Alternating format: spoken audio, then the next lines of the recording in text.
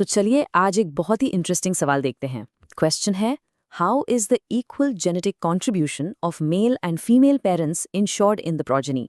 Basically ये पूछ रहा है कि जो बच्चे होते हैं उनमें उनके मम्मी पापा से यानी मेल और फीमेल पेरेंट्स से जो जेनेटिक मटेरियल आता है वो बिल्कुल बराबर बराबर यानी इक्वल कैसे होता है।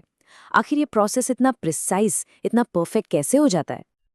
अब देखो, ये तो हम सब जानते हैं राइट, कि बच्चों में यानी प्रोजेनी में जेनेटिक इन्फॉर्मेशन मेल पेरेंट और फीमेल पेरेंट दोनों से आती है। जैसे कि आप इस सिंपल से डायग्राम में ऑब्जर्व कर सकते हो, दोनों तरफ से कंट्रीब्यूशन हो रहा है। लेकिन जो असली सवाल है, जो इस क्वेश्चन की जान है, वो ये है कि नेचर ये गारंटी कैसे लेती है कि ये कंट्रीब्यूशन एग्जैक्टली इक्वल होगा, ना थोड़ा कम ना थोड़ा ज्यादा। बस यही पजल हमें सॉल्व करना है। तो इस पजल का जवाब एक बहुत ही फंडामेंटल चीज में छुपा हुआ है, और वो है क्रोमोसोम्स। ये क्रोमोसोम्स क्या है? सोचो, ये धागे जैसे थ्रेड लाइक स्ट्रक्चर्स हैं जो हमारे हर एक सेल के न्यूक्लियस में मिलते हैं। यही हैं जेनेटिक इन्फॉर्मेशन के कैरियर्स। और इनकी खास प्रॉपर्टी है, एक ऐसी प्रॉपर्टी जो आपको बिल्कुल याद रखनी है। ह्यूमंस में ये हमेशा जोड़ी में आते हैं, यानी पेयर्स में। कितने पेयर्स? Total 23 pairs. अच्छा, तो जब हर सेल में क्रोमोसोम्स के दो सेट्स होते हैं ना, इस कंडीशन का एक स्पेशल साइंटिफिक नाम है, उसे कहते हैं डिप्लॉइड। इस डायग्राम को जरा गौर से देखो। एक नॉर्मल ह्यूमन सेल को हम 2n = 46 लिखते हैं। अब यहाँ 2n का मतलब क्या है? सिंपल है, n मतलब एक सेट, तो 2n का मतलब हुआ 2 सेट्स। तो याद रखिए, हमारी बॉडी के ज्यादातर सेल्स डिप्लॉइड ही होते हैं। तो अब यहाँ एक प्रॉब्लम खड़ा होता है, एक लॉजिकल सवाल, जहाँ पे काफ़ी स्टूडेंट्स कंफ्यूज्ड हो जाते हैं। सोचो, अगर मेल पेरेंट के सेल से 46 क्रोमोसोम्स आए और फीमेल पेरेंट के सेल से भी 46 क्रोमोसोम्स आए, तो दोनों मिलके प्रोजेनी में कितने हो गए? 46 + 46 92 क्रोमोसोम्स, है ना? पर ऐसा तो नहीं होता, ह्यूमंस में तो 46 ही होते हैं। तो फिर नेचर ने इस प्रॉब्लम का क्या सोल्यूशन निकाला है? और इसका सोल्यूशन, माय गॉड, नेचर का एकदम ब्रिलियंट आइडिया है। देखो, होता क्या है, रिप्रोडक्शन के टाइम बॉडी अपने नॉर्मल सेल्स यूज ही नहीं करती ना। इसके लिए एक स्पेशल प्रोसेस से बिल्कुल स्पेशल रिप्रोडक्टिव सेल्स बनाए जाते हैं, और इन्हीं स्पेशल सेल्स को कहते हैं गैमीट्स। मेल्स में इनको कहते हैं स्पर्म और फीमेल्स में एग। ओके, तो ये स्पेशल सेल्स, ये गमीट्स बनते कैसे हैं? ये एक बहुत ही स्पेशल सेल डिवीजन प्रोसेस से बनते हैं, जिसका नाम है मियोसिस। अब ये नाम आपको एग्जाम के लिए बिल्कुल रट लेना है। मियोसिस का मेन काम, इसका आने का रीजन यही है कि वो क्रोमोसोम नंबर को आगे बढ़ाने से पहले आधा कर दे, एग्जैक्टली हाफ। ये हमारे नॉर्मल सेल डिवीजन से बिल्कुल अलग प्रोसेस है।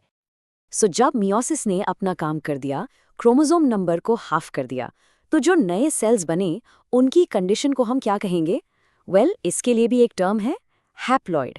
अगर डिप्लॉइड का मतलब 2 सेट्स था, तो हैप्लॉइड का सिंपल मतलब है एक सिंगल सेट, ऐसी सेल जिसमें क्रोमोसोम्स जोड़ी में नहीं बल्कि अकेले हैं, अनपेयर्ड। और इसी रीजन से हमेशा याद रखिए, सारे गैमीट्स चाहे वो स्पर्म हो या एग, वो हमेशा हैप्लॉइड होते हैं। तो चलो अब एक साइड बाय साइड कंपैरिजन करते हैं, ताकि कोई कंफ्यूजन ना रहे।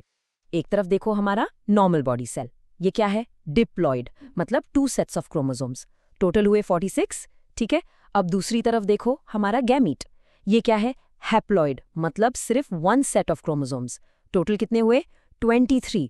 बिल्कुल साफ साफ दिख रहा है राइट? नंबर आधा हो गया, एग्जैक्टली हाफ। तो अब सारे पीसेस जगह पर हैं। चलो प्रोसेस को आगे बढ़ाते हैं।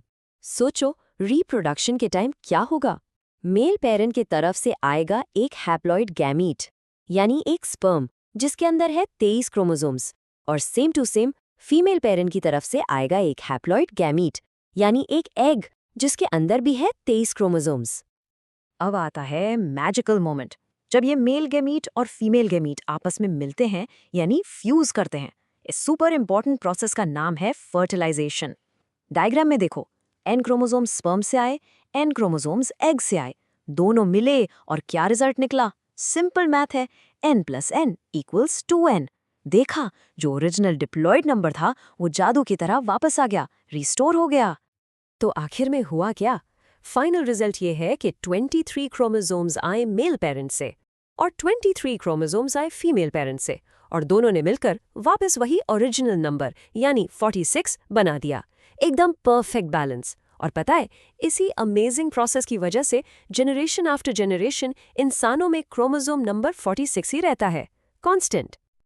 ओके, तो अब इस पूरी कहानी को हम एक परफेक्ट एग्जाम आंसर की तरह फ्रेम करते हैं। अगर आपसे पूछा जाए तो आप क्या लिखेंगे?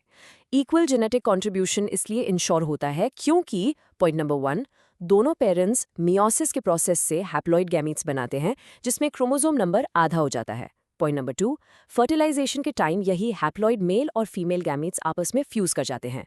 और पॉइंट नंबर 3, सबसे इंपॉर्टेंट, इस फ्यूजन का रिजल्ट ये होता है कि प्रोजेनी यानी जाइगोट में डिप्लॉइड नंबर यानी 2n वापस रिस्टोर हो जाता है और इस तरह बच्चे को एक पूरा सेट फादर से और एक पूरा सेट मदर से मिलता है। बिल्कुल इक्वल कंट्रीब्यूशन, यही है इसका परफेक्ट रीजन। वी होप आपको वीडियो अच्छा लगा होगा और क्वेश्चन से रिलेटेड कॉन्सेप्ट्स क्रिस्टल क्लियर हो गए होंगे। Will see you in next video. Till then, टाटा बाय बाय।